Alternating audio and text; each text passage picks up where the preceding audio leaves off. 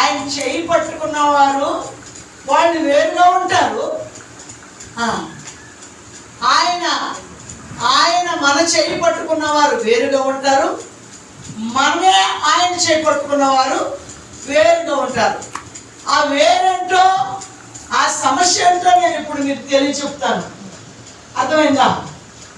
మనము ఆయన చేయి పట్టుకుంటే మనకు కోపం వచ్చినప్పుడు, బూతులు వచ్చినప్పుడు, అరాజకాలు వచ్చినప్పుడు మనం వెంటనే వాటిలో పాల్గొని మాట్లాడుతూ ఉంటాం. మాట్లాడినాక ఆ తర్వాత ప్రభు దగ్గరకు వచ్చి ఏదన్నా చిన్న సమస్య కానీ, ప్రభా మాట్లాడాను, తొందరపడ్డాను, వెళ్ళాను, ఎల్లగోడం తావుకి వెళ్ళాను, క్షమించయ్యా అంటాం. ఈ వాక్యం ఎవరు?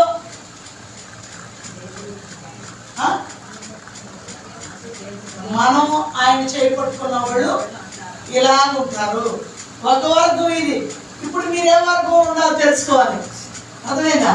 దేవుడే మన చేయి పట్టుకున్న వర్గం ఎలా ఉంటారంటే, వారి మాట మనసుకు వచ్చినా నోటికి రాకముందే దేవుడు ఖచ్చితంగా పట్టుకున్న చెయ్యి అంటాడు.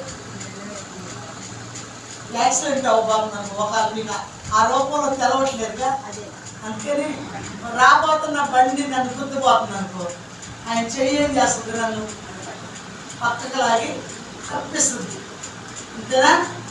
అలాగే నేను కూతురు ఆడిపోయినా, నేను పాపం జోలికి వెళ్ళినా, నేను టీవీ జోలికి వెళ్ళినా, నేను సీరియల్ జోలికి వెళ్ళినా నన్ను చూడనివ్వడం.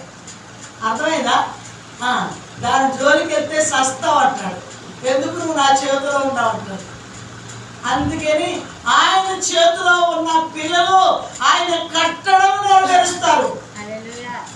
ఆయన చేతిలో నడిపించబడే పిల్లలు ఆయన రాజ్యానికి సిద్ధపాటు కలిగిన వారు.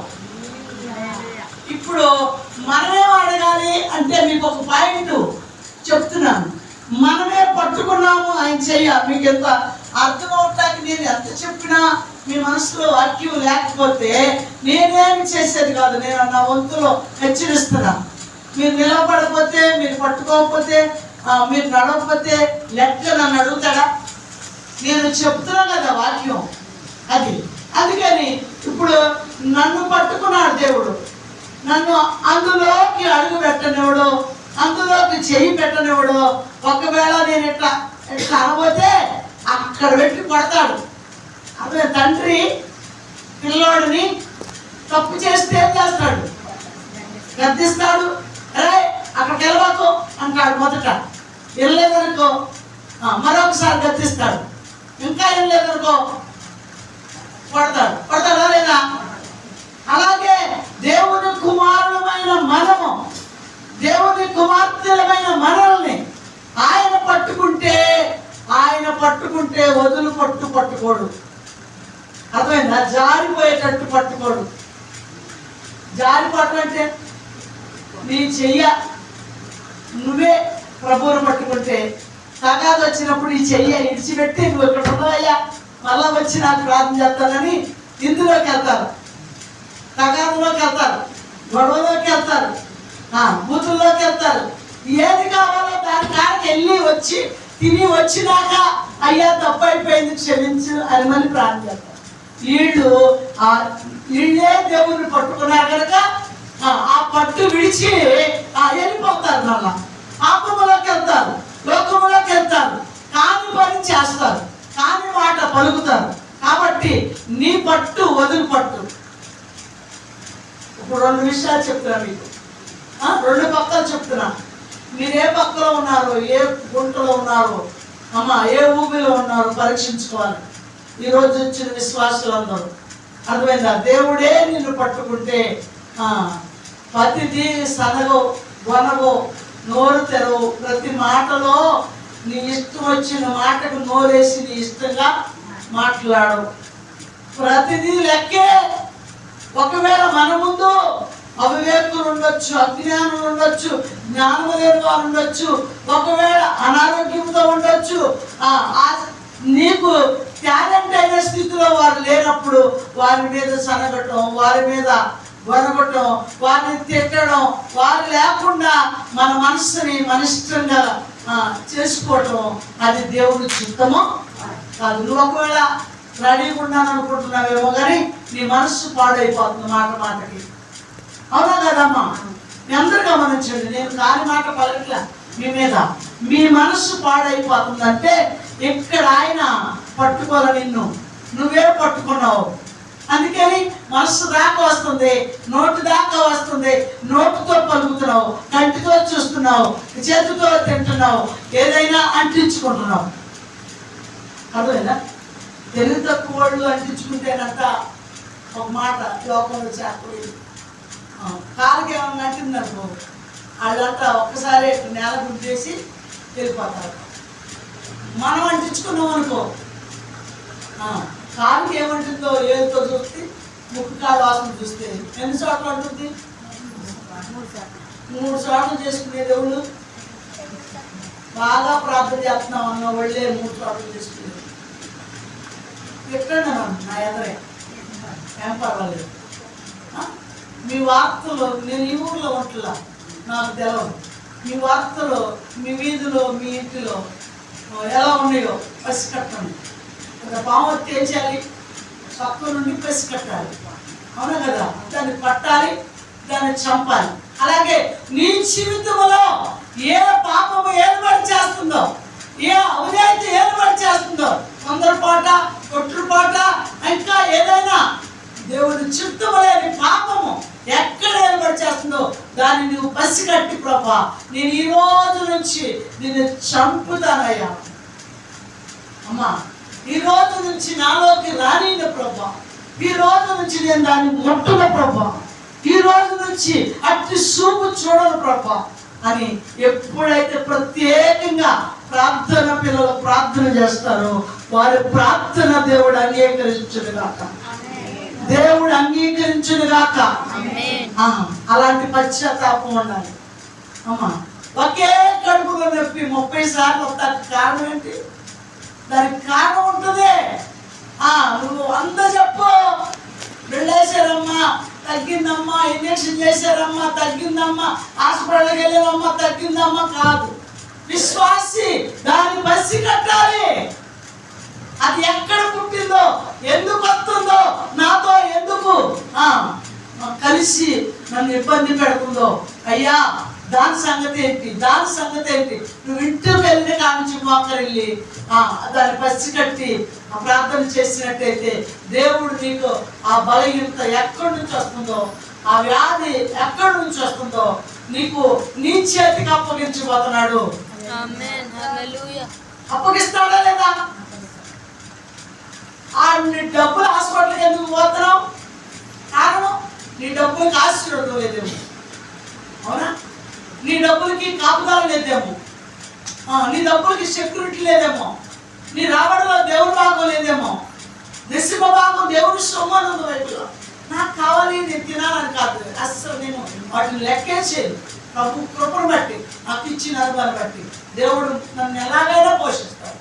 నువ్వు కడితేనే సత్యనే అనే మనస్సు నాకు లేదు. నేను ఏ ఇంట్లోనైనా ఎక్కడైనా చెప్తాను, ఏమీ లేకపోతే పాల ప్యాకెట్ తెచ్చి, నేనే పాల ప్యాకెట్ తెచ్చి వాళ్ళకి టీ పెట్టుకున్నది ఇచ్చి టీ తాగి ప్రార్థన చేసి వస్తా ఇంట్లో.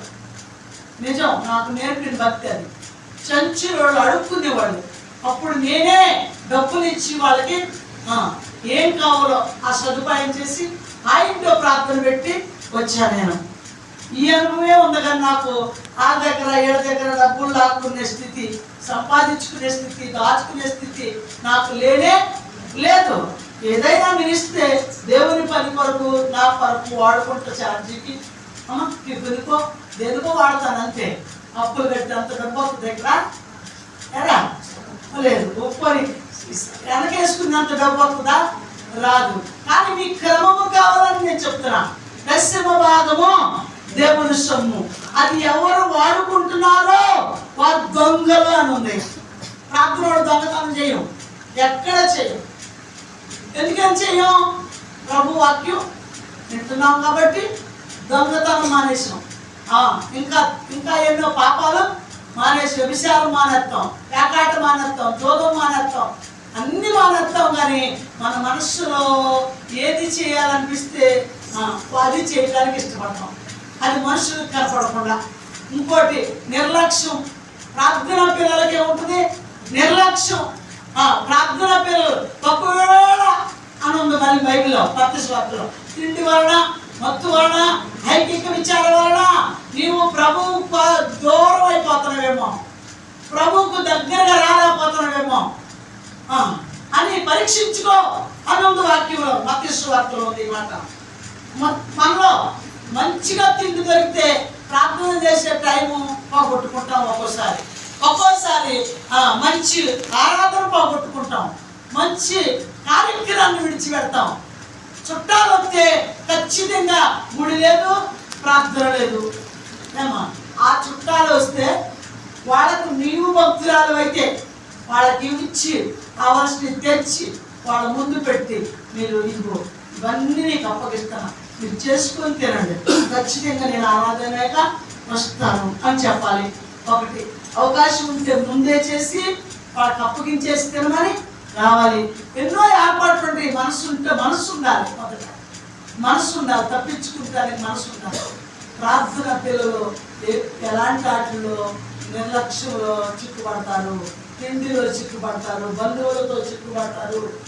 ప్రార్థన పిల్లలు ఆత్మీయతలు తొలగిపోతారు, బంధువుల వల్ల తొలగిపోతారు, స్నేహితుల వల్ల తొలగిపోతారు, ఈ లోక సంబంధమైన వాటి మీద మనసు పెట్టడం వల్ల తొలగిపోతారు. వీళ్ళలో ఏ పాపం ఉంటుందంటే నిర్లక్ష్యం ఉంటుంది, సోమర్తనం ఉంటుంది, నిద్రపోతనం ఉంటుంది, పండుగొత్తనం ఉంటుంది, తిండిపోతనం ఉంటుంది. వీటి నుంచి విసర్జించబడినప్పుడే నువ్వు వాటిని ఎప్పుడైతే విసర్జిస్తావో, దేవుని కొరకు ఎప్పుడు కట్టబడతావో, దేవుని రాజ్యం కొరకు ఎప్పుడు ఎదురు చూస్తావో, అప్పుడు అవన్నీ నీలో నుండి దూరం అయిపోతాయి. దేవుడు నిన్ను ప్రశస్తమైన వ్యక్తిగా చేయబోతున్నాడు, పరిశుద్ధమైన జీవితాన్ని నీకు ఇవ్వబోతున్నాడు, పవిత్రమైన జీవితాన్ని దేవుడు నీకు ఇవ్వబోతున్నాడు. ఎప్పుడు ఇస్తాడు? వాటిని విసర్జించినప్పుడు. నేను చెప్పిన కోణంలో ఏ కోణంలో ఉన్నావో, ఏ కోవలో ఉన్నావో నీవు తప్పించబడాలి అంటే వాటన్నిటి నుండి బయటికి రావాలి. దేవునికి స్తోత్రం. నన్ను నేను ఒక విషయం చెప్తున్నాను. నేను ఈ వారంలో ఒక పూట కూడా ఖాళీ లేను. 3 రోజులు ఒక చోట ప్రార్థన చేసాం, మళ్ళా ఒక ఉపవాస గుడికి వెళ్ళి అక్కడ వాక్యం 2 గంటలు మాట్లాడా, నాకు తెలియకుండా. నేను అంత మాట్లాడే అంత శక్తివంతురాలు కాదు, కానీ 2 గంటలు మాట్లాడటానికి స్పీచ్కి వెళ్ళకముందే నేను ఆయనకు ఫోన్ చేపించి నేను మాట్లాడాను. ఆమెతో మాట్లాడించి, నేను నిలబడలేనేమో, నాకు ఒక చైర్స్ కావాలి అని చెప్పాను. తప్పనిసరిగా అని ఆయన ఒప్పుకున్నాడు, చేశారు.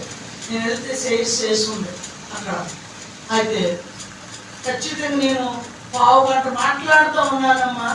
ఈలోపు నాకు దేవుని శక్తి, దేవుని బలం నాలోకి వచ్చి నేను లేకపోయాను, చైర్స్లో లేను.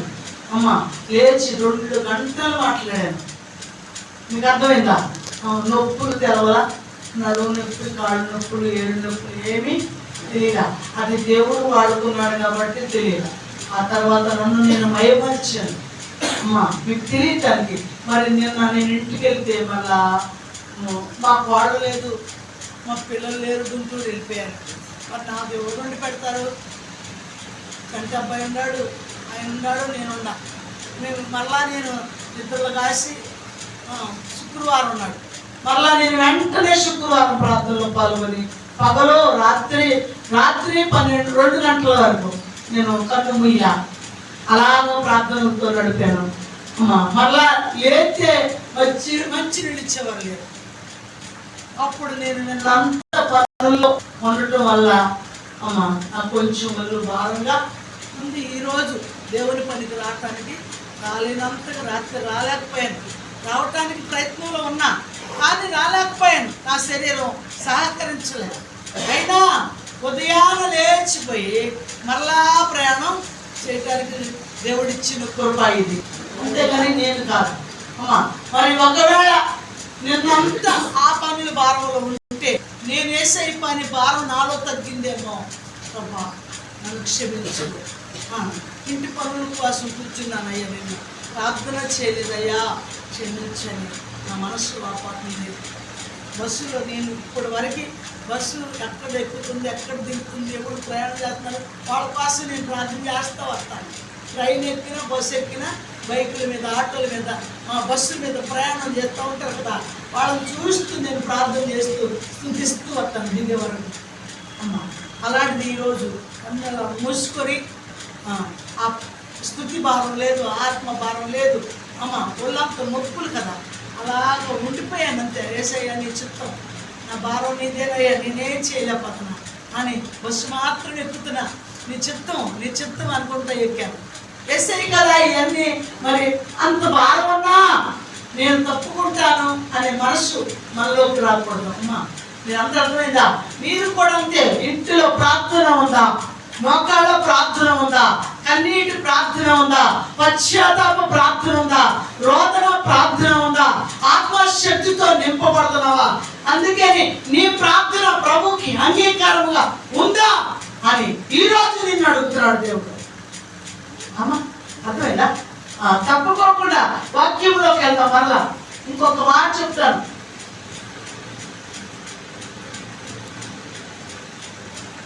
22వ వచనం, 2వ అధ్యాయము 22వ వచనం. ఆయన పాపము చేయలేదు, ఆయన పాపము చేయలేదు, ఆయన నోటను ఏ కపటమును కనబడలేదు, ఆయన దూషింపబడియు బదులు దూషింపలేదు, ఆయన శ్రమ పెట్టబడియు బెదిరింపక న్యాయము తీర్పు తీర్చు దేవునికి తన్ను తాను అప్పగించుకొనెను. మనము పాపముల విషయమై చనిపోయి నీతి విషయమై జీవించినట్లు ఆయన తానే తన శరీరమందు మన పాపములను దాని మీద మోసుకొనెను. దేవునికి స్తోత్రం. ఇప్పుడు మనము బల్లలా చేస్తున్నాం. ఈ రోజు బల్ల అని గుర్తించాలి. ఈ రోజు పరిశుద్ధ దినముగా గుర్తించాలి. అయితే ప్రతి దినము పరిశుద్ధ దినమే, కానీ ప్రత్యేకంగా చేయి వేస్తున్నాం. అర్థమవుతుందమ్మా? ఇప్పుడు అగ్నిలో చేయి పెట్టాలి ఈ రోజు అనుకో, ఇది ఒక ప్రత్యేకమైన రోజు అనుకోండి. బల్ల ఎలాంటిది? నిప్పు లాంటిది, అగ్ని లాంటిది, పవిత్రమైనది, పరిశుద్ధమైనది కదా. ఆయన రక్తము పరిశుద్ధమైనది కాబట్టి ఆయన నోట కపటము లేనివాడు, ఆయన పరిశుద్ధుడు. అయితే నీవు పాపము విషయమై చనిపోయి నీతి విషయమై బ్రతుకుండాలి. ఎంతమంది అనుకుంటున్నారు ఈ మాట? అమ్మా ఎంతమంది అనుకుంటున్నారు అంటున్నా నేను. పాపము విషయమై నేను చనిపోయాను, నీతి విషయం నేను బ్రతుకున్నాను అని చెప్పాలి. మీరు నాతో చెప్పాలి కదా. ఎంతమంది చచ్చిపోయారమ్మా? చెప్పాలి. ఎంతమంది చచ్చిపోయారు? మాట కాడకొచ్చారు. నా మాట, నా నోరు గెలవాలి, నా మాట గెలవాలి, నా మనసు గెలవాలి. ఇలాంటి వారందరూ గెలిచినట్ట ఓడిపోయినట్టు. అర్థమైందా? నా మాట గెలవకూడదు, నా నోరు గెలవకూడదు. నేను సమయోచితమైన మాట నా దగ్గర ఏదైనా ఉంటే ఒకటి మాట్లాడాలంతే. రాత్రి ప్రత్యేకంగా అన్ని పనులు బాగా చూసుకుంటే మా ఆడపడుచు ఒక ఉంది, వాళ్ళ సమస్య ఏదో వచ్చింది, ఆ అన్నయ్యతో చెప్తాకు వచ్చింది. అయితే నేను మాట్లాడాలా మౌనం ఉండాలా నాకేం తెలియట్లేదు. ఇక ప్రార్థన లేదు ఇక నాకు. ఇప్పుడు నేను వెళ్ళాను వదినమ్మకి, అన్నయ్యకి చెప్తాకి వెళ్ళాను. మరి వినాలా అన్న ఆశ ఆమెకు ఉంటుంది కదా. అప్పుడు నేను వెళ్ళి ఇంట్లో తలుపేసుకొని కూర్చుంటాను అనుకో, ఆమె ఏమనుకుంటుంది అది. అందుకని మేము వెళ్తే ఆమె తలుపేసుకుంది అంటారు, ప్రార్థన చేస్తున్నాను అన్నారు. అందుకే నేను అక్కడే ఉన్నాను. వాళ్ళే మాట్లాడారు. వాళ్ళు మాట్లాడే సందర్భంలో అక్కడ నేను వింటున్నాను కనుక నా మనసు మాట్లాడాలన్న మనసు ఆలోచన వస్తుంది.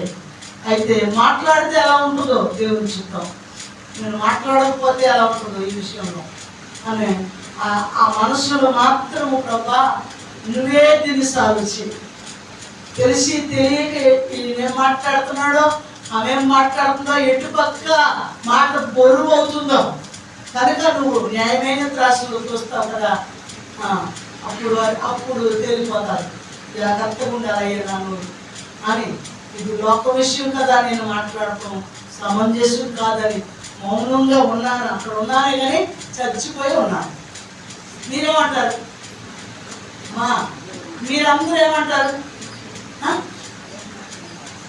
మీరు మాట్లాడరా? మీరు మాట్లాడరా? ఏంటే నాకు చేసేదానికి అందరా అటొక మాట ఇటొక మాట అంటామా? ఇంటే ఏమనిపిస్తుంది అంటాం, జారిపోతాం లేదా? మరి అలాంటి పరిస్థితిలోకి వచ్చిన మనము మౌనముగా ఉండటం నేర్చుకోవడం దేవుని చిత్తం. అవునా? సింహాలనోడు మూసిన దేవుడు అనేక మంది మనుషులు కూడా మోస్తాడు, మన నోరు కూడా మోస్తాడు. అయ్యా నీ చిత్తము, నేనేం మాట్లాడాలి?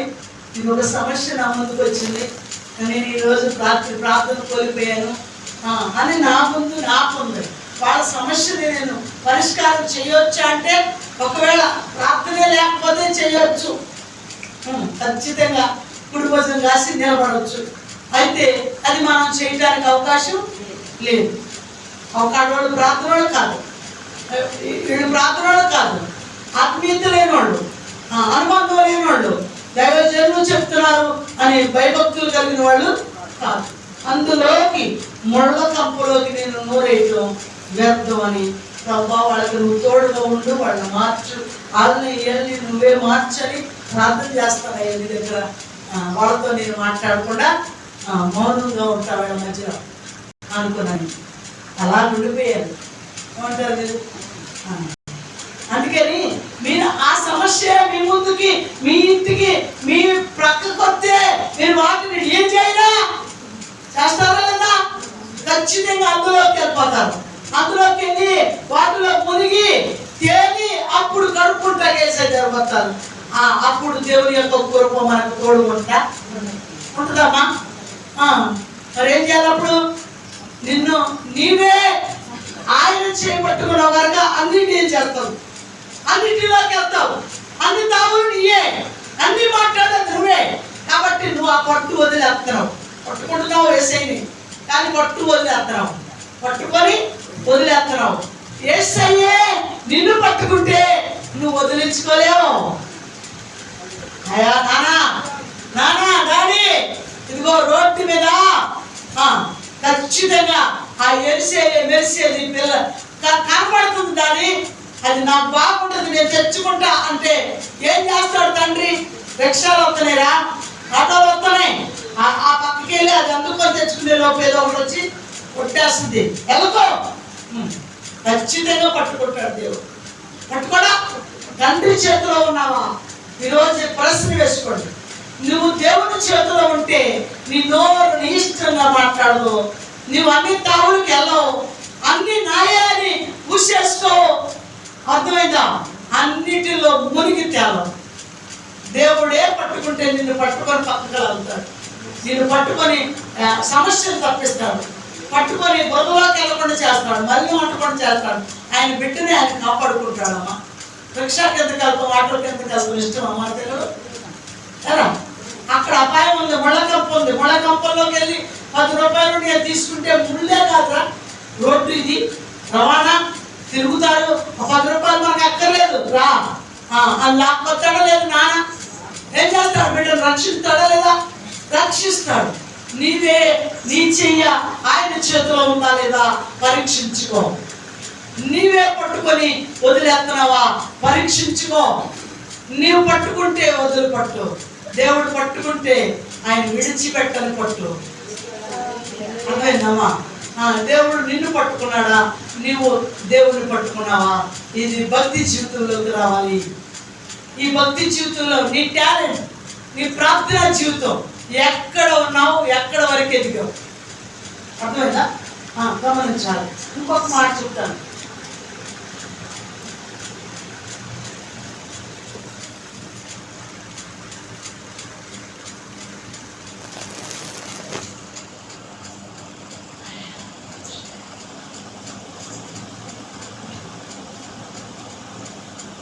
చూడండి, 3 పేతురు రాసిన పత్రిక మొదటి పేతురు పత్రిక 3వ అధ్యాయము 10వ వచనం చూడండి. జీవమును ప్రేమించి అందరూ తీయాలి, బైబిల్ తీసి చూడండి. చదువు వచ్చిన వాడు పిల్లలు, అమ్మా దేవునికి దూరంగా అవ్వకూడదు. వాక్యం ఉంటే వాక్యం చదివితే మేము హృదయం ఉండిపోవాలి అంతే. చూడండి అమ్మా, జీవమును ప్రేమించి మంచి దినములు చూడగోరువాడు చెడ్డదాన్ని పలుకకుండా తన నాలుకను కపటపు మాటలు చెప్పకుండా కాచుకొనవలెను. అతడు కీడు నుండి తొలగి మేలు చేయవలెను. సమాధానమును వెతికి దాన్ని వెంటాడవలెను.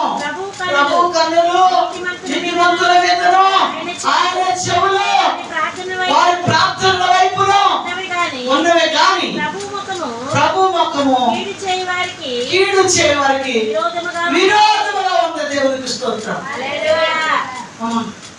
కీడు చేసి దేవుడు ఇప్పుడు చెప్పాలి. ప్రార్థన లేని వాళ్ళు అమ్మ కీడు చేసి దేవుడు మీ వాడేంత చూడవా, నాతో మాట్లాడు. చూడండి, కీడు చేసేది ఎవరు? దేవుని ప్రేమ ఎరగనులా.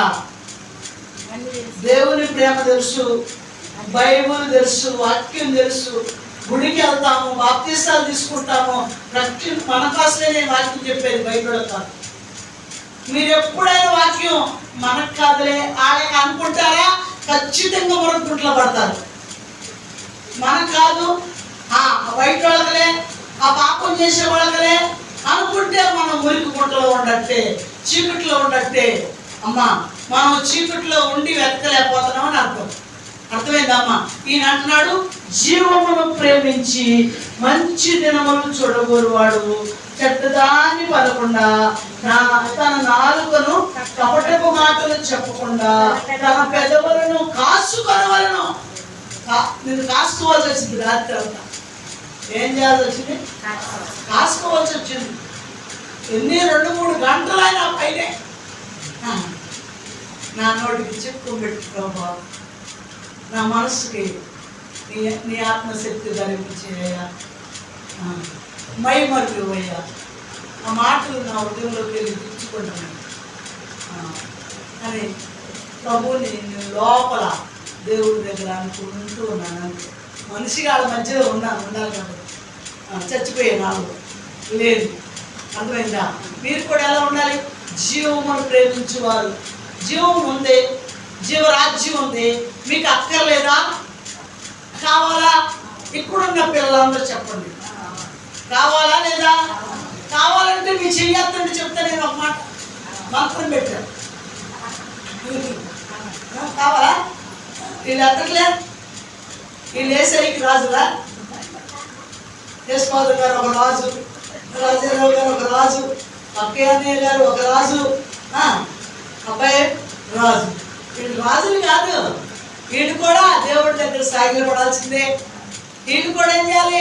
వీళ్ళకన్నా ఒకవేళ భూలోకంలో ధనవంతులు, బలవంతులు, గొప్పవారు అనేక మంది ఉన్నా, పదవులు పక్కటిల్తూ అందులో మునిగి తేలుతున్నా, అవన్నీ విడిచిపెట్టాల్సిందే. అవన్నీ ఎడుపోవాల్సిందే. నీవు రిక్తుడుగా దేవుడికి కావాలి. నీవు రిక్తుడుగా దేవునికి కావాలి. రిక్తుడు అంటే విలోక సంబంధమైన ఏమీ లేకుండా నువ్వే కావాలి. అదే ఆయన కోరుకుంటున్నాడు.